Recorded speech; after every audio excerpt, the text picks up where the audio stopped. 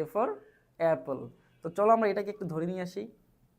এই তো দেখো, এই আমার হাতে চলে আসছে এ ফর অ্যাপল। আমরা অ্যাপেলটাকে একটু ধরার চেষ্টা করি, দেখি তো অ্যাপলটা দেখতে কেমন হয়। এই তো দেখো কত সুন্দর একটা অ্যাপেল। আমি একটা বড় অ্যাপেল করে ফেলছি, একটু ছোট করে দেই।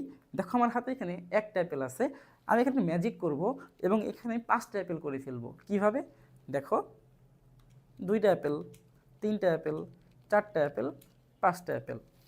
দেখো আমার এখানে একটা অ্যাপেল থেকে আমি 5টা অ্যাপেল করে ফেলছি। আমি আবার একটা অ্যাপেল করে ফেলি, অ্যাপেলকে রেখে দিলাম। তো চলো এখন আমরা শিখব যে এ কিভাবে লিখতে হয়।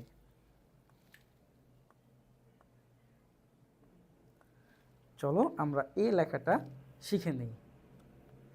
এ এ কিভাবে লিখতে হয়?